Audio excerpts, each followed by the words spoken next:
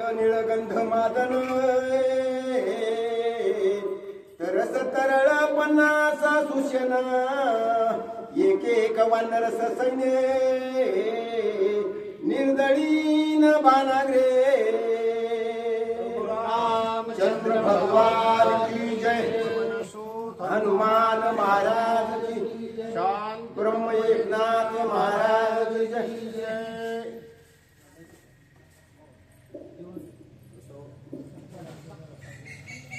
सुंदर कांडाची समाप्ती। कांड सुंदर आहे, लावणारे बी अण्णा महाराज सुंदर आहे, कथा बी रामायणाची सुंदर आहे, चरित्र रघुनाथ शतकोटी समरम एक एक अक्षर कुसम सर्वनाश पापनाशनम अशी रामाची कथा आहे। आता इथं पाठल्यावर आठवत नाही बरं का, तसंच होत असतंय काय कवा तरी आल्यावर तसंच होत ना, सतत त्याच्यात राहिलं तर जमत असतंय। वाचणारे असणारे दिनखर राव आहेत, त्यांचं नाव दिनखर आहे, सांगणारा संपत्ती। दिनखर म्हणजे असं आहे, सूर्याचं एक नाव आहे, सहस्त्र किरणाची या दिठी ते चंद्रही लोपे किरीटी ते खाद्यात काय उठवते आपले तेजे असा प्रकाशमान असणारा वाचिणार आहे बरोबर, सांगणारा संपत्ती। जे ते संपत्ती आणि दया दोन्ही वस्ती आली ठाया, तीच जाण धनम आई बुद्धी माझी। बरस लावणाऱ्यांना महाराज मज होय आनंद शरण त्याचे निवारी मी जन्म मरण शरणांगता शरण मीची एक असा असणारी कथा आहे। गोड आहे, सांगण्याचा प्रयत्न करतो, कवा तरी बसलं की इसरत आहे बरं का। असं होतंय, थोडं माफ करा माय बाबा, जे माऊली बुद्ध्या देते त्याप्रमाणे सांगण्याचा प्रयत्न करतो। आमचे मोठे मोठे असणारे तिथं एक एकाहून बळी रे असे असणारे थोडक्यात असला आवरतो। तो इंद्रजित नावाचा जो हे मुलगा आहे कुणाचा, रावणाचा, तो म्हणू लागला पप्पा याला भ्यायची गरज नाही, राजा ह्याला भ्यायची गरज नाही सैन्याला। रामन वानर नळन निळण हे तर काय नाही म्हणले, हे भाजीपाला आहेत, ही कोशिंबीर आहे, त्यांनी तुम्ही बरंच ऐकलंय मी कसं यांना मारीन। आता त्यांना सांगन पुढं, त्यांचाच भाऊ सांगन तो काय केलं, तो कस काय पळून गेला, तो काय मोठ्या मोठ्या गप्पा मारतो, पण पुढलं काय इचकायची गरज नाही, आलेलीच आपलं बघावा असा असणारा तो म्हणू लागला प्रस्थ राक्षस। तो इंद्रजित आणि सुग्रीव राजा राम लक्ष्मण यांना हुडकू मारतो मी, तुम्ही याचा विचार करू नका वाचा। माझ्या बाणांची झळाळी राम लक्ष्मणा प्रत प्रवळी मारीन वानरांच्या कोळी ती बापुडी मरकटे म्हणले ते वानर आहेत, त्यांचा मोठेपणा मला सांगायची गरज आहे का? कोण म्हणतंय निर्लज्ज सदासुखी। इंद्रजिताला माहिती आहे ना, लपून बसला बाबा, तुला त्यानं तो त्याला बांधून आणलं, तो नगर पेटीला तुझ्या बापा तोंड काळं केलं तरी विसरला। ते असले म्हणजे काय, मरकटाला काय व्हायची गरज आहे? माझा एक एक बाण त्यांना हुडकू मारीन म्हणला, हुडकू कुठं जर लपलेच ते तर असा माझ्या बाण आहेत माझ्याकडे काय। मला असणारा महादेव प्रसन्न झालेले माझे गुरु आहेत, त्यांनी मला असं वरदान दिले की हुडकू बाण मारते त्यांना, तुम्ही याची चिंता करू नका वाचा। ऐकून इंद्रजिताचे वचन प्रस्थ बोले अति गरजोना राया तुझे शत्रुदा म्हणून मी करीन एकला।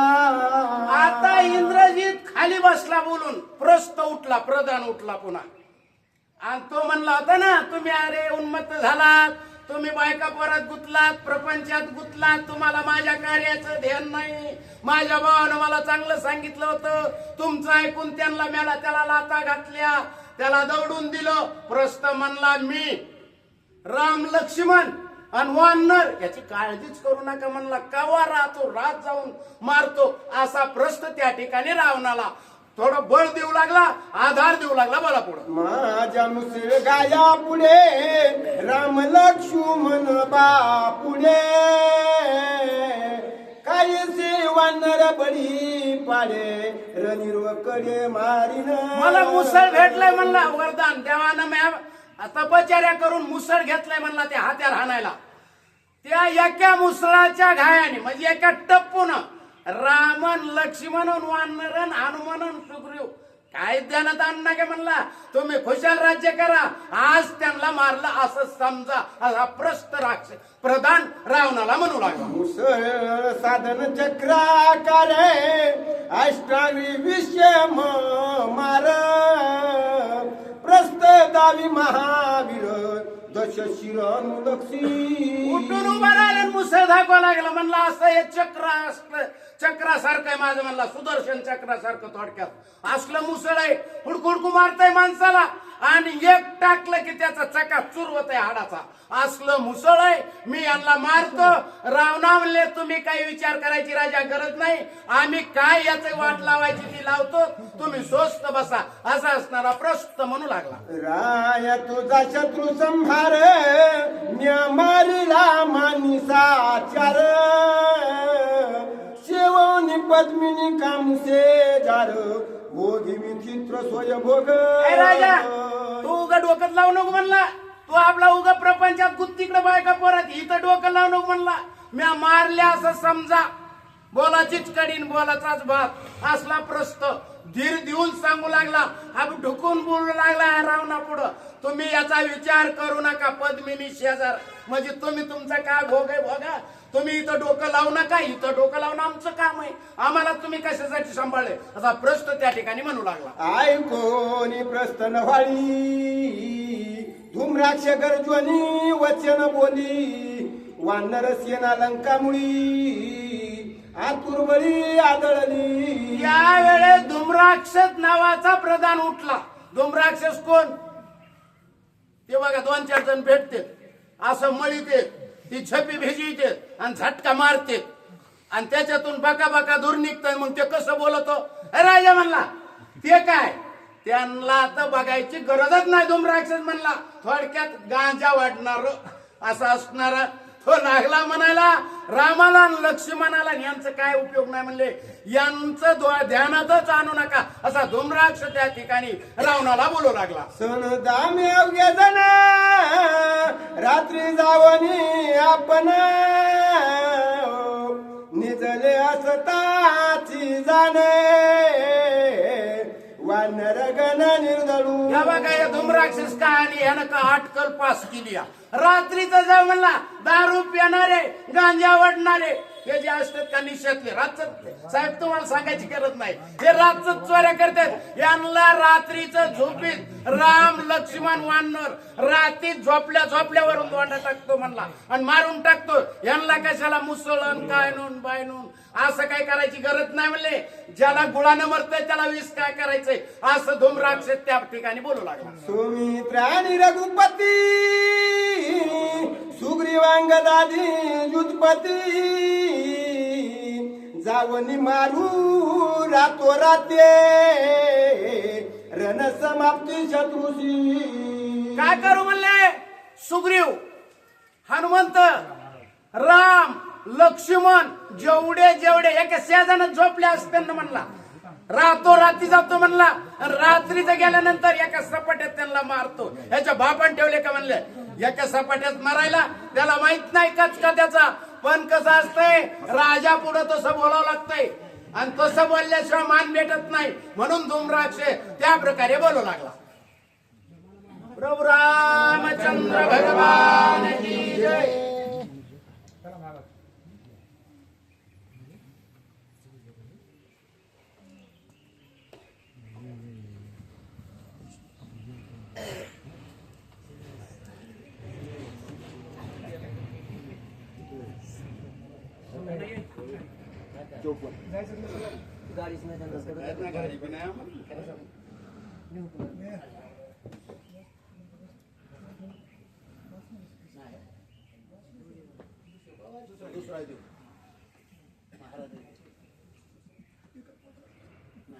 प्रभू रामचंद्र भगवान की जय, पवन सुत हनुमान महाराज की जय. आईशी करोनी आख्याती अस देऊ लंकापती, हेच आवळे माझे चित्ती, वीरा प्राप्ती सांगत. प्रभू रामचंद्र भगवान की जय. ही सभा सकल संतांची, ऋषी मुनी विरक्त्यांची, पंडित पाठक ज्ञानी यांची, या सकळांशी विनवणी. अधिकते सरते नुन्यते पुरते करून घ्यावे तो मते विनवी तो असे. जयांचे केली स्मरण होय सगळे विद्यांची अधिकरण त्याची. वंदू श्री चरण श्री गुरूंचे ते नमस्कार असता. सर्व मांगल मांगल्ये शिवे सर्वार्थ साधिके, शरण त्रयंबके गौरी नारायणी नमोस्तुते. जमलेल्या सर्व राम भक्तांची चरणी साष्टांग दंडवत घालून वेगळ्या वाकड्या भाषामध्ये कथा व्याख सांगण्याचा प्रयत्न करू. देवी माता माता देवी यांच्या चरणी प्रार्थना. देवी माते ईश्वरा सर्वांना चांगली बुद्धी दे, आरोग्य दे, सर्वांना सुखात आनंदात ऐश्वर्यात ठेव. सर्वांचं भलं कर, कल्याण कर, रक्षण कर आणि तुझे ओढ अशी नाम सर्वांच्या अखंड मुखामध्ये राहो. ही सर्वासाठी सर्वात्मा सर्वेश्वर परमात्मा परमेश्वर प्रभू रामचंद्र हनुमानजी माता देवी माता यांच्या चरणी सगळ्यासाठी प्रार्थना. कथेला सुरुवात. राजा रावणला खोटं आश्वासन देऊन उत्तेजन देऊ लागलेले आहेत. कारण असे जर पाठीमागं वाईट कर्तृत्व करणाऱ्याच्या पाठीमागं पाठिंबा देणारे जर वाईट असतील तर वाईट दिवस यायला जास्त वेळ लागत नाही. थोड्याच दिवसामध्ये तधाम परम मम शांती झाल्याशिवाय राहत नाही. मग ऐकावे तरी कोणाचे हे बी कळलं पाहिजे. ऐकावे जनाचे आणि करावे मनाचे. पण मनाचं करायला बी शहाणं मन पाहिजे ना. नाहीतर शहाणं जर मन नसल तर त्याला स्वतःही कळत नाही आणि ते खोट्याचं ऐकल्याशिवाय राहत नाही. शेण्याचं तर कधी ऐकतच नाही. अशातला राजा रावण स्वतः कळत नाही आणि चांगलं सांगितलं तर ऐकत नाही आणि वाईटाचं कधी मोडीत नाही. मग या ठिकाणी सल्ला कोणी दिलेला आहे? धूम्राक्षानं. ज्याचे डोळे धुरासारखे आहेत, दूर ओढू ओढू धुरासारखे डोळे झाले म्हणून त्याच्या कर्तृत्वानं त्याला नाव पाडलेले धूम्राक्ष. धुरासारखे डोळे आहेत ज्याचे असा तो म्हणजे धूम्राक्ष. आणि मग तो धूम्राक्ष उडू लागले.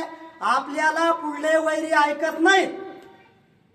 मग आपण गुळानेच मारायला पाहिजे, काट्यानं काटा काढायला पाहिजे. ताकद जर चलत नसेल तर युक्तीचा वापर केला पाहिजे ना. मग यांचं काय ऐकतोस? माझ्याकडे फार चांगली युक्ती म्हणला. कशी? झोपीतच जर मारून टाकलं तर किती बलवान असू द्या बरं, त्याचा आपल्या पुढे काय चालणार आहे? आणि मग तुला यश मिळाल्याशिवाय राहणार नाही. आणि तुझ्या ज्या इच्छा आहेत त्या सर्व काय तुझ्या इच्छेची पूर्तता झाल्याशिवाय राहणार नाही. असा चांगल्या परीचा सल्ला मी तुम्हाला दिलेला आहे. आता तुम्ही खुशाल होकार द्या आणि मला आज्ञा द्या. म्हणजे माझी जी इच्छा आहे ती पूर्ण होईल आणि तुमचं जे मनोगत आहे ते सुद्धा कडेला जाईल. अशा प्रकारे महोदरानं सल्ला राजा रावणाला त्या ठिकाणी दिल्यानंतर सभा भरलेली होती. सगळेजण ऐकत होते. त्यावेळेस राजा रावण काय सांगतो? आईशी धूम्राक्षाची उत्तरे निर्वशिली महोदरे, श्रीराम नित्य रक्षिली वानरे, सहपरिवारे सुग्रीव. असे धुरासारख्या डोळ्याचे असलेला तो धूम्राक्ष असं बोलल्यानंतर अरे झोपीत गाला घालून मारणं म्हणजे निंदे जीवायना हे. याला काय पुरुषार्थ म्हणायचं का? पुरुषार्थ म्हणायचा नाही. मग जो दुसरा होता मोठ्या पोटाचा त्याला म्हणतात महोदर. महान आहे उदर ज्याचे असा तो समासात विग्रह याला म्हणतात.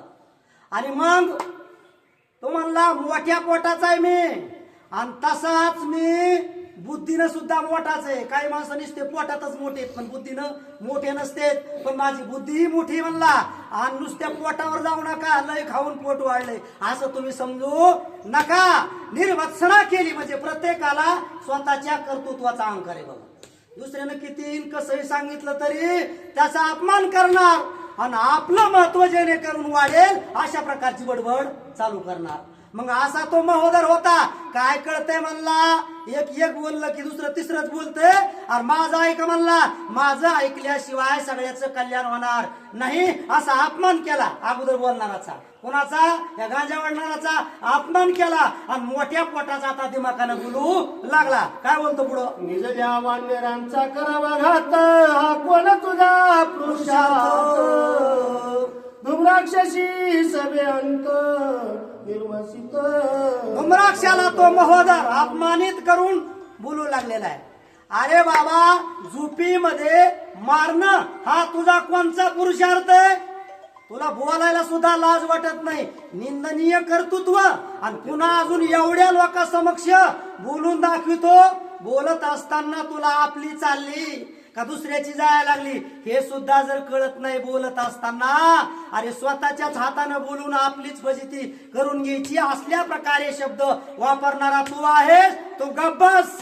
इथं माझ्यासारख्याचं बोलायचं काम आहे, बाकीच्यानं कुणीही बोलू नये अशा प्रकारे त्याचा अपमान केलेला आहे. आणि मग काय बोलू लागलेला आहे? श्रीराम नित्य सावधान स्वयराक्षीरा वानर गण सुग्रीव राजा पण करी रक्षण.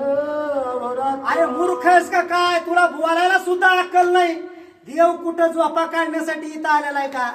अरे ते झोपणारा नाही, तो आपल्याला झोपून उठविणार आहे. आणि तो कधी झोपत नाही. आणि जो आपल्याला असल्यावर झोपलेले उठायचे कसे? जो जागा आहे आणि तो जगाला जागवितो. जगजोगी जगजोगीन जाग जाग बोलती उठा जागेवारी. आता संत सदैव जागे असतात म्हणून झोपलेल्यांना जागे करण्याचा प्रयत्न करतात. राम जागा आहे आणि तू दुष्ट आहेस. अरे बाबा, हे दुष्ट झोपीत गाला घालतेन. आणि म्हणून तो अहोरात्र रक्षण प्रभू रामचंद्र सर्व वानराचं करतोय न झोपता. आता झोपतच नाही, त्यांना झोपीत मारणं ही तुझी बडबड मूर्खाची आहे. आणि हे ऐकणारे तर त्याच्यापेक्षा मूर्ख आहेत. आणि तो सुग्रीव तो वानराचा राजा आहे. अनेक वीरांना तोही रक्षण करीत आहे. असे दांडगे वीर त्या वानराचे राखणदार आहेत. भिवू नको, मी तुझ्या पाठीशी आहे असे ईश्वर परमात्मा त्यांच्या वानराच्या पाठीशी. देव राखे तया मारील कवन न मोडे काटा हिंडता वन. असा देव त्यांना सांभाळणार आहे. त्यांना काटा मोडत नाही. आणि तू म्हणतो झोपीत मारायचं. अशा प्रकारे महोदर त्या ठिकाणी त्या अगोदरच्या बोलणाऱ्याला, कोणाला?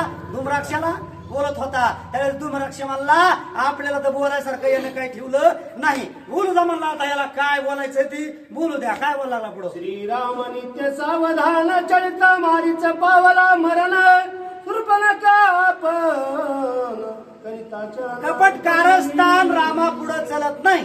त्याचा छळन करून मारण्याचा प्रयत्न जे जे करतील ते छळन करणारेच छळतील. स्वतःला छळून घेतील. फसवाय जाणारे स्वतःच फसतेत. माराय जाणारे कपटानं स्वतःच मरतेत. अशातला प्रकार आहे. रामाला कपट कारस्थान करून जमत नाही. अरे अनुभव असताना सुद्धा मूर्खासारखं बोलतो, मूर्खासारखं वागतो. तुला माहित नाही का म्हणले?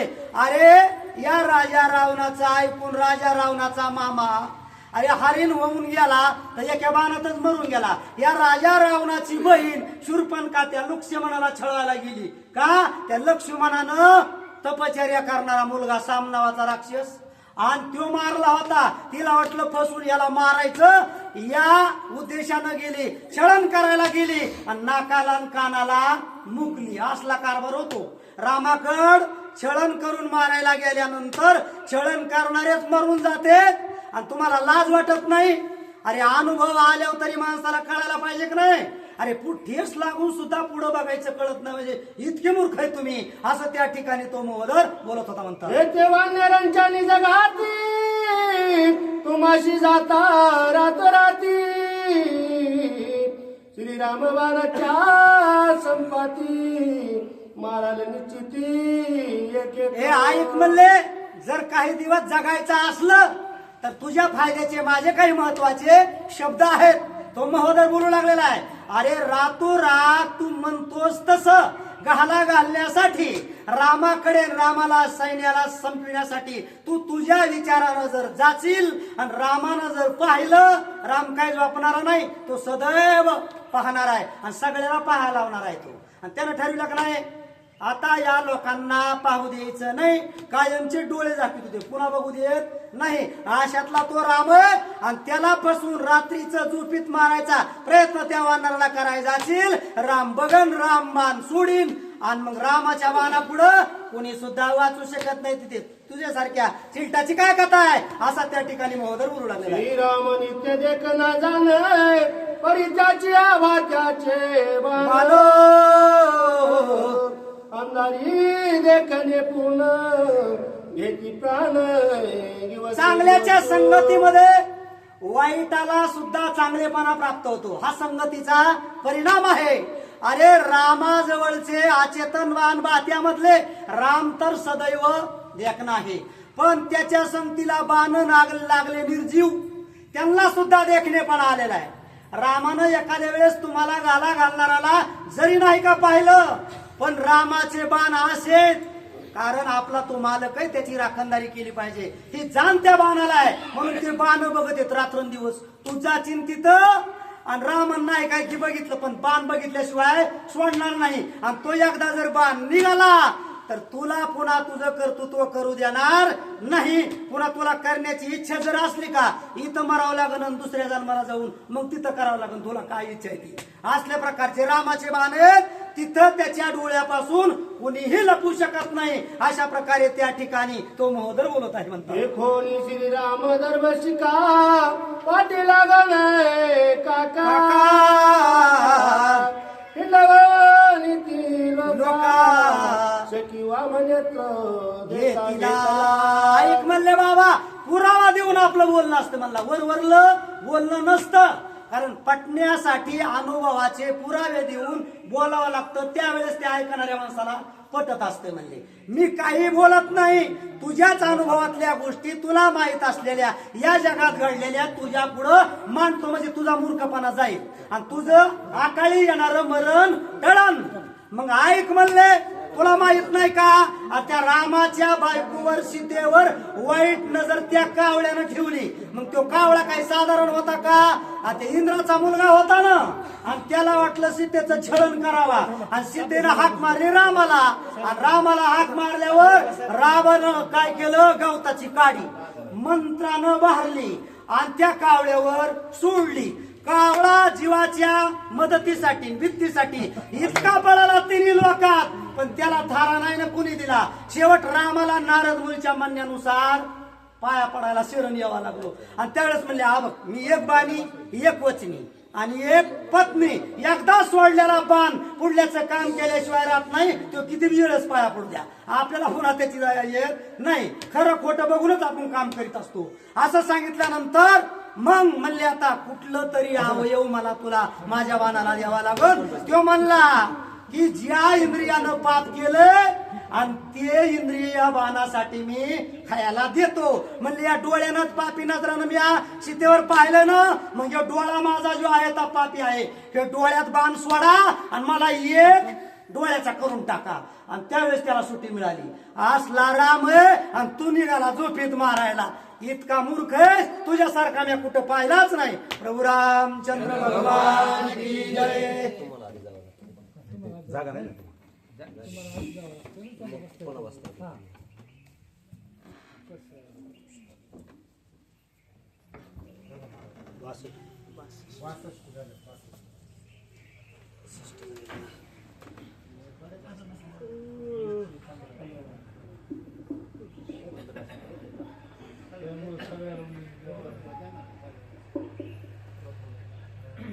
पुंडलिका श्री ज्ञानदेव रामचंद्र भगवान की जय. पवन सुत हनुमान महाराज की जय. शांती ब्रह्म एकनाथ महाराज की जय. दूरधर या वानराचे बळा कपाटी घाला रे आरगळा. दृढ दे खोडिया साखळा दळ समेळ संरक्षण.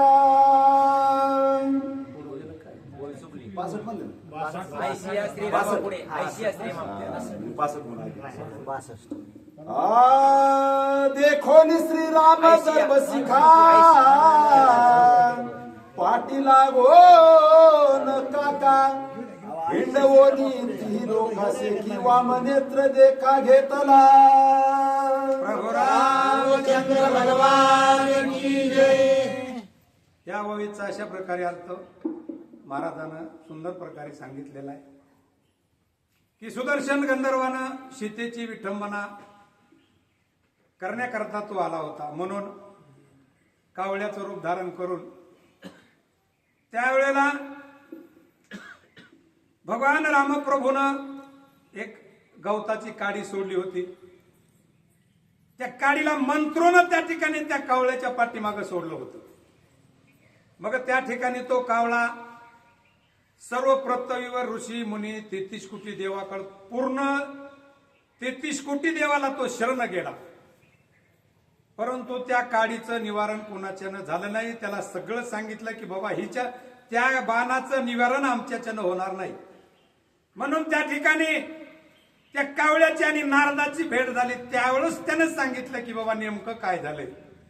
मग त्या नारदाला कावळ्यानं सगळं गंधर्वांना त्या सांगितलं, माझ्याकडून अशी अशी चूक झाली. म्हणून त्या ठिकाणी प्रभू रामचंद्रानं माझ्या मागं तो बाण रूपी अशा प्रकारे काडी रूपी बाण सोडलेला आहे. मग त्यानं सांगितलं तू रामालाच शरण जा. ज्यावेळेस तू रामाला शरण जाशील त्यावेळेस तुझ्या संकटाचं निवारण त्यांच्याच हातानं होईल, इतर कुणी त्या काडीचं निवारण करणार नाहीये. असं ज्यावेळेस सांगितलं तो गंधर्व प्रभू रामचंद्राला शरण गेला आणि बोलू लागला, हे रामा, माझ्याकडून चूक झाली आणि मी तुम्हाला शरण आलो. कारण भगवंताला शरण गेल्याच्या नंतर रामाचं तरी असं होतं शरणांगताला मरण नाही, म्हणून त्या ठिकाणी शरणांगताला मरण द्यायचं नाही. म्हणून त्या ठिकाणी सांगितलं की बाबा त्याचा एक डोळा काढून दिला, कारण त्या बाणाला रामाचा बाण वायाला जात नव्हता, म्हणून बाणाला त्या ठिकाणी आज्ञा केली की त्याचा एक डोळा काढ. चला पुढे. आयसिया श्रीरामा पुढे घाला घालने केवी घडे. तुम्ही उत्तम तुम्ही राक्षस उत्तम वेडे मराल रोकडे श्रीराम बाणी. आता हत्ती काय त्या ठिकाणी राक्षस मोठ्या मोठ्या बडाया मारित होते का नाही. मी आम्ही राज्य मारू, कोणी असं करू कोणी तसं करू आपापल्या परीने सांगत होते. मग त्यानं सांगितलं तुम्ही इतकं मूर्खपणाचं त्या ठिकाणी श्लोकाची भूमिका करतात, एवढं तुम्ही बोलतात. अरे त्या रामापुढं कुठल्याही प्रकारचा कपट कुठल्या प्रकारचं चालत नाहीये असं त्या ठिकाणी ज्यावेळेस बोलू लागले. बरं टाइम मला बंद करा, सायलेंट करा. अरे आज नाही तिकडे येणार.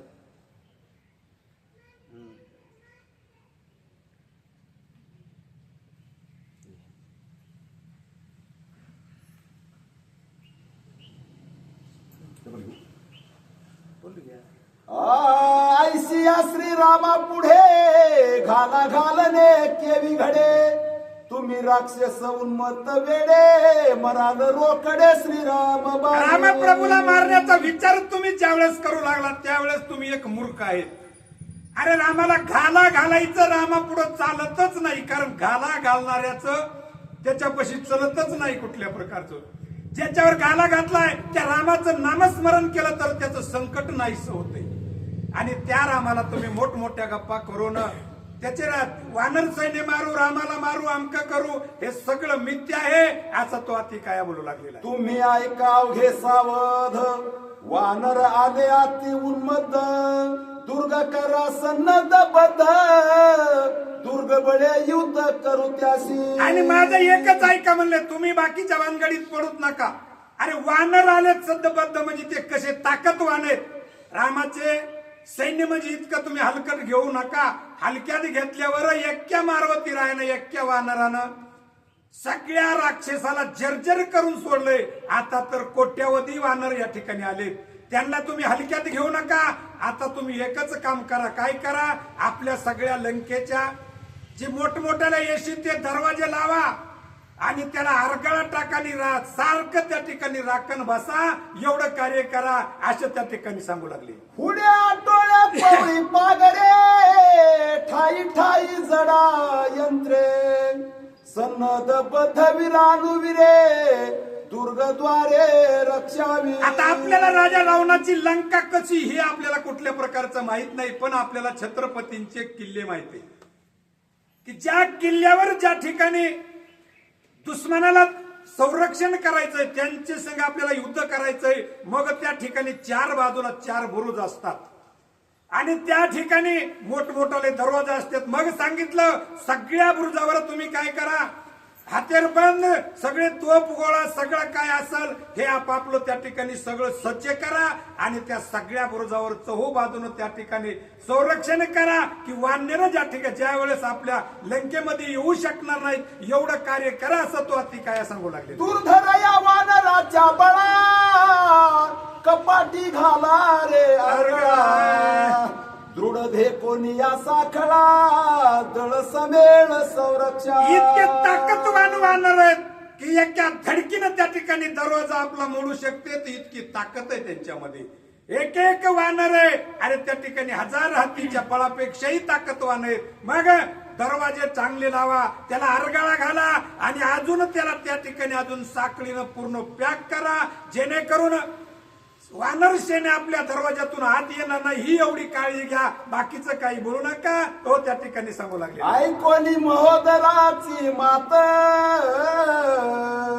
आती काय गदगदा हसत जो जो बोलिला पुरुषार्थ तो व्यर्थ दिसत आहे. आणि मग त्या ठिकाणी त्या मोहरदरचं इतक्या जे त्याने गप्पा मारल्या होत्या त्यावेळेस त्या ठिकाणी आते काही हसू लागलेला आहे आणि बोलू लागलेला आहे की एवढं तू किती पोपटासारखं बोलत आहेस असं त्या ठिकाणी सांगू लागले. वानरांच्या उड्डाणा पुढे लंका दुर्ग तेव्हा पुढे आरगळा साखळा कवाडे कोणीकडे आवरती. मग त्या ठिकाणी सांगू लागलाय, अरे तू येड्यावानी सगळं एवढं सांगायला लागलास, दरवाजे लावा, कपाट लावा, काहीतरी त्याला आरगळा लावा, पण त्या भगवान प्रभू रामचंद्राचं वानर इतकं शक्तिशाली वानर आहेत.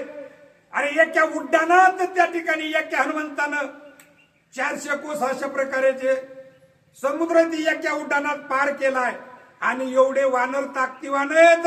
अरे जाग्यावर उड्डाण घेतलं तर आपल्या कळसावर एवढे वानर येतील असं त्या ठिकाणी बोलू लागले. त्रिकुटाच्या शिखरावरी उडो शकीजे वानरी तेथे तुमच्या दुर्गाच्या थोरी तृणावारी गणिना. अरे सगळ्या पर्वतामध्ये त्रिकुट नावाचा लंकेमध्ये अशा प्रकारचा असणार भेट आहे. त्या ठिकाणी तो पर्वत एका उड्डाणामध्ये त्या त्रिकुट पर्वताहून पलीकडे उड्डाण मारण्याची ताकद आहे वानरामध्ये.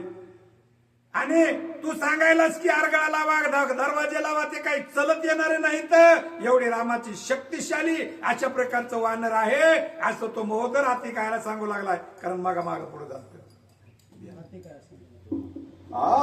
स्वहित सांगता बिभीषण त्यासी केले नगर निर्यापन मजही बोलता स्वधर्म पूर्ण अवघे जन क्षोभाल. आणि त्या ठिकाणी अगदी काय सांगू लागलाय आपले तात्यात साहेब, त्या ठिकाणी विभीषण आहेत आणि त्यांना ते असंच माझ्यावानी खरं बोलायला ज्यावेळेस गेले त्यावेळेस तुम्ही त्यांचा एवढ्या सभेमध्ये अपमान केला आणि अपमान करून त्यांना लंकेच्या बाहेर तुम्ही अशा प्रकारचं काढलेलं आहे आणि त्याच गती माझी सुद्धा करताना असं त्या ठिकाणी असं बोलू सांगू लागलेत.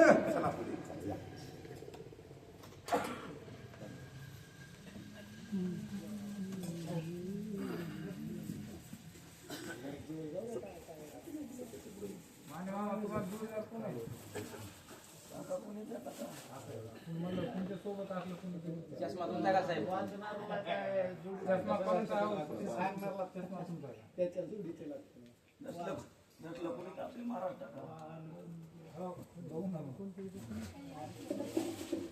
प्रभु रामचंद्र भगवान की जय, पवन सुत हनुमान महाराज की जय, शांति ब्रह्म एकनाथ महाराज की जय, आई रेणुका माता की जय.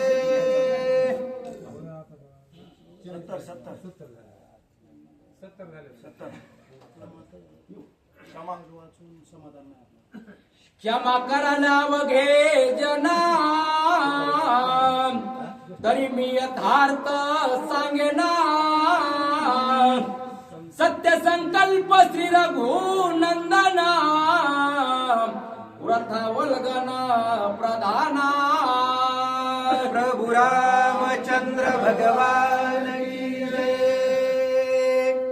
या ठिकाणी कथेचा भोग असा आहे की वानर सैनेला घेऊन प्रभू रामचंद्र लंकेवरती गेल्यानंतर त्या ठिकाणी रावणाच्या सभेमध्ये प्रधान मंडळी आपापलं मत मांडू लागले.